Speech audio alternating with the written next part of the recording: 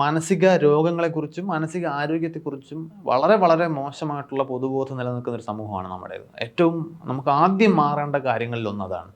അതായത് നമുക്ക് ഒരു പരിധിവരെയൊക്കെ നമ്മുടെ സമൂഹം നമുക്കറിയാം, പ്രത്യേകിച്ച് നമ്മുടെ നാട്ടിൽ ഒരു മുക്കിലും മൂലയിലും നമുക്ക് ആശുപത്രികളുണ്ട്. പബ്ലിക് ഹെൽത്ത് സെൻ്ററുകളും പ്രൈമറി ഹെൽത്ത് സെൻ്ററുകളും കമ്മ്യൂണിറ്റി ഹെൽത്ത് സെൻ്ററുകളും അങ്ങനെ ഒരുപാട് നമ്മുടെ ഹെൽത്ത് ഇൻഫ്രാസ്ട്രക്ചർ ലോക ശ്രദ്ധ ആകർഷിച്ചിട്ടുള്ള ഒന്നാണ് കേരളത്തിൽ. അപ്പോൾ നമ്മുടെ ആളുകൾക്ക് അറിയാം, നമുക്കൊരു മുള്ളു കൊണ്ടാൽ അല്ലെങ്കിൽ ഒരു ഒരു ഒരു ആണി, ഒരു തുരുമ്പിച്ച ആണി നമ്മുടെ ദേഹത്തൊരു മുറിവുണ്ടാക്കിയിട്ടുണ്ടെങ്കിൽ ഇതെന്താണെന്ന് അറിഞ്ഞാത്ത ആൾക്കാർ പോലും പോയി ടി ടി എടുക്കാൻ പറയും നമ്മുടെ നാട്ടിൽ. കാരണം ആ ഒരു അവയർനെസ് ആളുകൾക്കുണ്ട്. ഒരു ടി ടിയുടെ ഫുൾ ഫോം അവർക്ക് അറിയില്ലായിരിക്കും, പക്ഷേ ഇങ്ങനെ ഒരു പ്രതിവിധി, ഇങ്ങനെ ഒരു പ്രശ്നത്തിനുണ്ട് എന്ന കാര്യം നമ്മുടെ ആളുകൾക്ക് അറിയാം. അപ്പോൾ ഇപ്പോൾ പനി വരുമ്പോഴോ ഒക്കെ നമ്മളിപ്പോൾ ഹോം റെമഡീസൊക്കെ ലോകത്ത് എല്ലായിടത്തും ചെയ്യുന്നതാണ്. അതുപോലെ അത് ഫലിക്കുന്നില്ല എന്ന് തോന്നിയാൽ ഉടനെ ആശുപത്രിയിലേക്ക് പോകാൻ നമ്മുടെ ആളുകൾ തയ്യാറാവും. അതുപോലെ നമ്മുടെ ശരീരത്തിന് വരുന്നത് പോലെ അസുഖങ്ങൾ ഉണ്ടാകാൻ പോകുന്ന ഒന്ന് തന്നെയാണ് നമ്മുടെ മനസ്സ്. അത് ഈ മനസ്സ് എന്ന് പറഞ്ഞൊരു വസ്തുവില്ല. നമ്മളെ സംബന്ധിച്ചിടത്തോളം നമ്മുടെ മസ്തിഷ്കത്തിൻ്റെ പ്രവർത്തനമാണ് നമ്മുടെ മനസ്സ്. പൊതുവെ അങ്ങനെയാണ് പറയുന്നത്, mind is what the brain does. മനുഷ്യൻ്റെ മസ്തിഷ്കം എന്താണോ ചെയ്യുന്നത് അതാണ് മനസ്സ് എന്ന് പറയുന്നത്. അതായത് നമ്മുടെ ബോഡി നമ്മുടെ അപകടങ്ങൾ മണത്ത് നമ്മളതിൽ നിന്ന് മാറാൻ ശ്രമിക്കുന്നത്, നമുക്ക് ഗുണമുള്ള കാര്യങ്ങൾ അതിന് നേരെ പോകാൻ ശ്രമിക്കുന്നത്, ഇങ്ങനെയുള്ള തീരുമാനങ്ങളെല്ലാം അടിസ്ഥാനമായിട്ട് എടുക്കുന്നത് നമ്മുടെ ചുറ്റുപാടുകൾ എന്താണ്, ഇവിടെ എന്തൊക്കെയാണ് നടക്കുന്നത്, നമ്മൾ എവിടെയാണ് ഉള്ളത്, ഇത്തരം അവയർനെസ്സുകൾ, അവബോധങ്ങൾ സൃഷ്ടിക്കുന്നതൊക്കെ ഈ ബ്രെയിൻ എന്ന് പറയുന്ന നമ്മുടെ ഒരു നിർണായക അവയവമാണ്. അപ്പോൾ ഈ ബ്രെയിനിൽ നടക്കുന്ന പല പ്രക്രിയകളും നമ്മൾ ഈ ടേക്കൺ ഫോർ ഗ്രാൻഡഡ് എന്ന് പറയുന്നത്, നമ്മളതങ്ങ് അംഗീകരിച്ചു കൊടുക്കുക. നമ്മളതിനെക്കുറിച്ച് പ്രത്യേകിച്ച് രണ്ടാമതൊരു ആലോചന ഇല്ലാത്തതുകൊണ്ടാണ് നമ്മൾ പലപ്പോഴും അതിൻ്റെ പ്രാധാന്യം മനസ്സിലാക്കാത്തത്. അതായത് ഇപ്പം ഞാൻ എവിടെയാണ് നിൽക്കുന്നത്, എൻ്റെ ഐഡൻറ്റിറ്റി എന്താണ്, ഇങ്ങനെയുള്ള കാര്യങ്ങളെക്കുറിച്ചൊക്കെ ബ്രെയിനിന് ചില സെൻസറി ഇൻപുട്ടുകളുണ്ട്. അതിൻ്റെ അടിസ്ഥാനത്തിലാണ് നമ്മൾ പ്രവർത്തിച്ചുകൊണ്ടിരിക്കുന്നത്. നമുക്ക് ചുറ്റുപാടുകളിൽ നിന്ന് നമുക്ക് കിട്ടുന്ന അങ്ങനെ എങ്ങനെയാണ് നമ്മുടെ അവബോധം വർക്ക് ചെയ്യുന്നത് എന്നുള്ളതിനെക്കുറിച്ചൊക്കെ ഇപ്പോഴും ഒരുപാട് ഗവേഷണങ്ങൾ നടക്കുന്ന ഒരു ഏരിയയാണ്. പക്ഷെ നമുക്കറിയാവുന്നൊരു കാര്യം, ബ്രെയിൻ ഇങ്ങനെ കുറേ കാര്യങ്ങൾ ബ്രെയിനിന് ജനിക്കുമ്പോൾ തന്നെ ഒരു ഇൻറ്റ്യൂഷനോട് കൂടിയാണ് ജനിക്കുന്നത്. ചിലത് നമ്മൾ പഠിച്ചെടുക്കുകയാണ്. നമ്മൾ വളർന്ന സാഹചര്യങ്ങൾ, നമ്മുടെ വീട്ടിലെ സാഹചര്യങ്ങൾ, നമ്മൾ പഠിച്ച സ്കൂള്, ഇങ്ങനെ കുഞ്ഞ് മുതലേ വളർന്നു വരുന്ന ആൾ. നമ്മൾ നോക്കിക്കഴിഞ്ഞാൽ ഒരു മാനസിക പ്രശ്നത്തിന് പരിഹരിക്കാൻ ശ്രമിക്കുന്ന മിക്കവാറും എല്ലാ തെറാപ്പിസ്റ്റുകളും ചൈൽഡ്ഹുഡിലേക്ക് പോകാൻ ശ്രമിക്കും. ബാല്യത്തിലേക്ക് ഈ വിഷയത്തെ പതിയെ കൊണ്ടുപോകാൻ അവർ ശ്രമിക്കും. കാരണം അവിടെ നിന്ന് ഈ മനുഷ്യൻ ഒരാൾ വികസിച്ച് വരുമ്പോൾ, അയാളുടെ പേഴ്സണാലിറ്റിയൊക്കെ ഉണ്ടായി വരുന്ന സമയത്ത് ജനിതകമായിട്ടുള്ള ഘടകങ്ങളും അതോടൊപ്പം തന്നെ എൻവയറമെൻ്റൽ ഫാക്ടേഴ്സ് എന്ന് വിളിക്കുന്ന ചുറ്റുപാടുകൾ എങ്ങനെയാണ് പെരുമാറിയിരുന്നത്. ഇപ്പോൾ വളരെ വളരെ മോശം പാരൻറ്റിങ്ങിന് വിധേയമായിട്ടുള്ള അല്ലെങ്കിൽ സ്ഥിരമായിട്ട് ഡൊമസ്റ്റിക് വയലൻസ് നടന്നുകൊണ്ടിരിക്കുന്ന സ്ഥലങ്ങളിൽ വളരുന്ന, അങ്ങനത്തെ വീടുകളിൽ വളരുന്ന കുട്ടികളിൽ മാനസികമായിട്ട് ഒരുപാട് പ്രശ്നങ്ങളുണ്ടെന്നൊക്കെ എസ്റ്റാബ്ലിഷ്ഡ് ആയിട്ടുള്ള പഠനങ്ങളുണ്ട്. അതായത് അവരുടെ ആ കുട്ടിക്കാലത്ത് അവരുടെ നോർമൽ തോട്ട് പ്രോസസ്സിനെയൊക്കെ അത് ബാധിച്ചിട്ടുണ്ട്. അവരിൽ ഇൻസെക്യൂരിറ്റി ഉണ്ടാക്കിയിട്ടുണ്ട്, അവർക്ക് ഉത്കണ്ഠ അമിതമായിട്ട് ഉണ്ടാക്കിയിട്ടുണ്ടാകാം, ഇങ്ങനെയുള്ള പല രീതിയിൽ. പക്ഷെ അത് ഈ പറഞ്ഞതുപോലെ ജനിതകമായിട്ടുള്ള കാര്യങ്ങൾക്ക് പുറമേ ഒരുപാട് ഈ എൻവയറമെൻ്റൽ ഫാക്ടേഴ്സ് ഉള്ളതുകൊണ്ട് തന്നെ ഓരോ ആളിൻ്റെയും സാഹചര്യം ഓരോ രീതിയിൽ വ്യത്യസ്തമായതുകൊണ്ട് തന്നെ അതിനങ്ങനെ ഒരു ജനറൽ റൂളൊന്നുമില്ല. ചില കാര്യങ്ങൾ നമുക്ക് പൊതുവായിട്ട് പറയാൻ പറ്റുന്നേ ഉള്ളൂ. അപ്പോൾ ഈ സ്കിസോഫ്രീനിയ പോലുള്ള മാനസികാവസ്ഥയിലേക്ക് വരുമ്പോൾ പൊതുവിൽ നമ്മൾ അബ്നോർമൽ സൈക്കോളജി എന്നാണ് വിളിക്കുന്നത്. നേരത്തെ പറഞ്ഞ പോലെ മനുഷ്യന് എപ്പോഴും യൂണിവേഴ്സലായിട്ടുള്ള ആവശ്യങ്ങളുണ്ട്. അപ്പോൾ എല്ലാ മനുഷ്യർക്കും ആഹാരം ആവശ്യമുണ്ട്. ഫിസിക്കൽ നീഡുകൾ ഏതാണ്ട് സെയിമാണ്.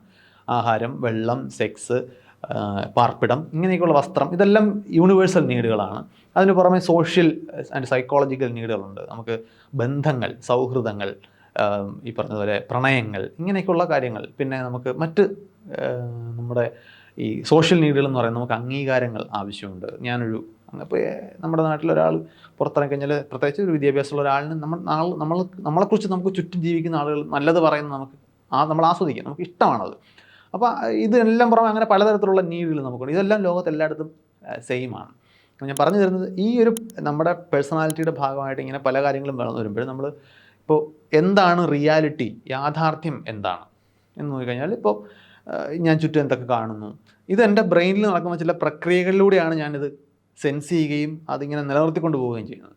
ഈ പ്രോസസ്സുകളെ തകിടം മറിക്കുന്ന എന്തെങ്കിലും ഉണ്ടായിക്കഴിഞ്ഞാൽ ഇത് മാറും. ഉദാഹരണത്തിന് സൈക്കിഡെലിക് ആക്ഷൻ എന്ന് പറയുന്ന നമ്മുടെ ചിന്താഗതികളെ മാറ്റിമറിക്കാൻ സാധ്യതയുള്ള, നമ്മുടെ പെർസെപ്ഷൻസിനെ മാറ്റിമറിക്കാൻ സാധ്യതയുള്ള രാസവസ്തുക്കളുണ്ട്. ഇപ്പോൾ നമ്മൾ ഡ്രഗ് യൂസിനെ കുറിച്ചൊക്കെ പറയുമ്പോൾ പലപ്പോഴും ഇപ്പോൾ മദ്യം, ആൽക്കഹോളിന് പുറമെ നമുക്ക് കെമിക്കൽ സിന്തറ്റിക് ഡ്രഗ്സൊക്കെ ഉപയോഗിക്കുന്ന ആളുകൾ അവരുടെ മുമ്പിലുള്ള റിയാലിറ്റി എല്ലാം മാറിപ്പോവും.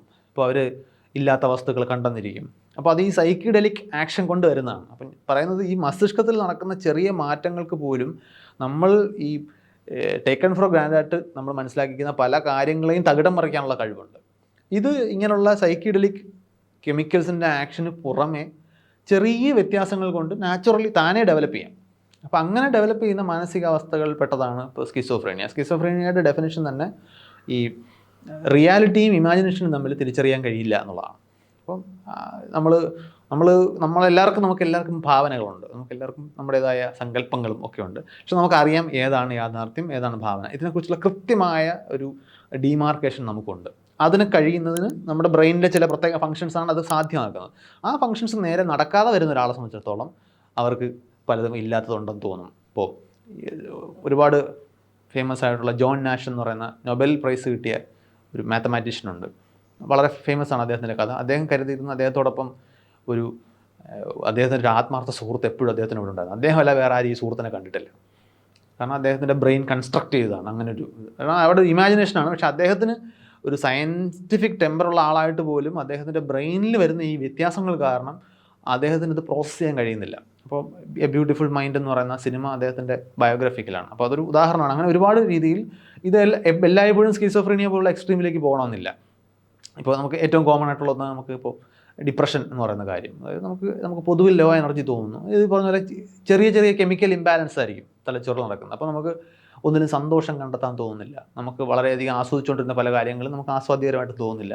അപ്പോൾ അതിന് നമ്മൾ ഡിപ്രസീവ് ആണെന്ന് പറയും. പിന്നെ ആങ്സൈറ്റി ഇഷ്യൂസ് ഉണ്ട്. ആങ്സൈറ്റി ഇഷ്യൂസ് എന്ന് പറഞ്ഞാൽ ഉത്കണ്ഠ, അതായത് എപ്പോഴും നമ്മളെന്തോ ഒരു ടെൻഷനിൽ നിൽക്കുന്ന ഒരു ഫീലാണ് നമുക്ക് എപ്പോഴും ഉണ്ടാവുക. അതായത് എല്ലാവർക്കും ഉത്കണ്ഠയുണ്ട്. ഇപ്പോൾ ഉദാഹരണത്തിന് ഒരു ഇൻ്റർവ്യൂ അറ്റൻഡ് ചെയ്യാൻ പോകുന്നതിന് മുമ്പ് അരമണിക്കൂർ മുമ്പ് നമ്മൾ ഇൻ്റർവ്യൂ ബോർഡിൻ്റെ റൂമിന് വെളിയിൽ വെയിറ്റ് ചെയ്യുമ്പോൾ എല്ലാ സാധാരണ മനുഷ്യർക്കും ഒരു ആങ്സൈറ്റി ഉണ്ട്. അതായത് പെർഫോമൻസ് ആങ്സൈറ്റി എന്നാണ് വിളിക്കുന്നത്. നമുക്ക് അവിടെ ചെന്ന് ഞാൻ വിചാരിക്കുന്ന പോലെ എനിക്ക് അവരെ ഇമ്പ്രസ് ചെയ്യാൻ പറ്റുമോ, അല്ലെങ്കിൽ എൻ്റെ കഴിവുകൾ എനിക്ക് പ്രകടിപ്പിക്കാൻ പറ്റുമോ, എൻ്റെ തെളിയിക്കാൻ പറ്റുമോ, ഇങ്ങനെയുള്ള ചിന്തകൾ. നമ്മളൊരു മത്സരത്തിന് ഒരു പെർഫോമൻസിന് കയറുമ്പോഴൊക്കെ നമുക്ക് ഈ ആങ്സൈറ്റി എല്ലാവർക്കും ഉണ്ട്. പക്ഷേ അത് over and more than needed, ആവശ്യത്തിൽ കൂടുതൽ. ഇപ്പോൾ നമ്മുടെ കയ്യിലിരിക്കുന്ന ഒരു ചെറിയ ഗ്ലാസ് താഴെ വീണ് പൊട്ടിയാൽ നമുക്ക് ഗ്ലാസ് എത്ര വില കുറഞ്ഞ വസ്തുവാണെങ്കിലും നമുക്കൊരു വിഷമം തോന്നും, അയ്യോ അത് പൊട്ടിപ്പോയല്ലോ. അത് മറിച്ച് നമ്മുടെ കയ്യിൽ ഇരിക്കുന്ന ഒരു ഭയങ്കര വിലയുള്ളൊരു സ്വർണ്ണ അല്ലെങ്കിൽ ഒരു ഗ്ലാസ് ഉപകരണമാണെന്ന് വെച്ചോളൂ, അല്ലെങ്കിൽ അത് താഴെ വീണ് പൊട്ടിക്കഴിഞ്ഞാൽ ഒരു ഗ്ലാസ് പൊട്ടുന്ന വേദനയല്ല നമുക്ക്. ഒരു ഗ്ലാസ് നമ്മൾ സാധാരണ ചില്ല് ഗ്ലാസ് പൊട്ടുന്നത് പോലെ ആയിരിക്കില്ല വളരെ ഡെലിക്കേറ്റ് ആയിട്ടുള്ള വളരെ കോസ്റ്റ്ലി ആയിട്ടൊരു സാധനം വീണ് പൊട്ടിയാൽ. ഇത് രണ്ടും തമ്മിൽ നാച്ചുറലി വ്യത്യാസമുണ്ട്. പക്ഷേ ഒരു സാധാരണ ഗ്ലാസ് പൊട്ടുമ്പോൾ പോലും ഈ കോസ്റ്റ്ലി ഉപകരണം വീണ് പൊട്ടുന്ന അത്ര ടെൻഷൻ ഉണ്ടാകുന്ന ആളാണെന്നുണ്ടെങ്കിൽ അത് അനാവശ്യമായിട്ടുള്ളതോ അല്ലെങ്കിൽ അമിതമായതോ ആയിട്ടുള്ള ഉത്കണ്ഠയാണെന്ന് പറയും. ചില ആളുകൾക്ക് ഈ ബ്രെയിനിലുള്ള ചെറിയ ചെറിയ വ്യത്യാസങ്ങൾ കാരണം ഇത് അവരുടെ ഒരു പ്രധാന പ്രശ്നമായിട്ട് മാറും. അവർക്ക് എല്ലാ കാര്യത്തിലും ടെൻഷനാണ്. അവർ ഒരുപാട് ആലോചിച്ച് അവർക്ക് റോഡ് ക്രോസ് ചെയ്യാൻ ടെൻഷനാണ്. ആ വരുന്ന വണ്ടി ഇവിടുന്ന് വന്ന്, നമ്മൾ പഴയ ഒരു ഉണ്ടല്ലോ, ഈ നദി വറ്റുകയും തൊട്ടപ്പുറത്തെ മരത്തിൽ കെട്ടിയിട്ടേക്കുന്ന പട്ടിയുടെ കയററ്റുകയും ചെയ്യുന്നതിലൊക്കെ പട്ടി ഇവിടെ വന്ന് എന്നെ കടിക്കുമോ എന്നാലോചിച്ച് ചിന്തിക്കുന്നത്. അതല്ല ശരിക്കും ഒരു ആങ്സൈറ്റിയുടെ ഒരു മാനിഫെസ്റ്റേഷനാണ്. അപ്പോൾ ഈ രീതിയിൽ ബ്രെയിനിൽ ഉണ്ടാകുന്ന മാറ്റങ്ങൾ, നമ്മളുടെ പ്രത്യേകിച്ച് സാഹചര്യങ്ങളിലുണ്ടാകുന്ന മാറ്റങ്ങൾക്കനുസരിച്ച് നമ്മൾ ഡെവലപ്മെൻറ്റിൽ മനുഷ്യൻ എന്ന നിലയിൽ, പേഴ്സണാലിറ്റി എന്ന നിലയിൽ നമ്മൾ ഡെവലപ്പ് ചെയ്ത് വന്ന മാറ്റങ്ങളൊക്കെ കാരണം നമുക്കിത്തരത്തിലുള്ള അസ്വസ്ഥതകളോ അസൗകര്യങ്ങളോ വിഷമങ്ങളോ അസുഖങ്ങൾ എന്ന രീതിയിൽ തന്നെ മനസ്സിനെയും ബാധിക്കാം. അതാണ് നമ്മൾ സൈക്കോളജിക്കൽ ഇൽനെസ് എന്ന് വിളിക്കുന്നത്. അതിനെക്കുറിച്ച് നമുക്കൊരു ധാരണ ആവശ്യമുണ്ട്. അപ്പം ഇത് ഇപ്പോഴും നമുക്കത് പരിഹരിക്കാൻ പറ്റിയിട്ടില്ലാത്തൊരു പ്രശ്നമാണ്. നമ്മളതിനെ ഇതുപോലുള്ള മന്ത്രവാദത്തിലും ഒക്കെ കൊണ്ട് അഭയം തേടാൻ ശ്രമിക്കുന്നു. ഇന്നും നമ്മുടെ നാട്ടിൽ പല ഭാഗങ്ങളിൽ അങ്ങനെയാണ് ഇതിനെ കൈകാര്യം ചെയ്യേണ്ടതെന്ന് മനസ്സിലാക്കിയിരിക്കുന്ന ആളുകളാണ് ഒരുപാട് പേരുള്ളത്. അത് നമുക്ക് മാറ്റേണ്ടിയിരിക്കുന്നു.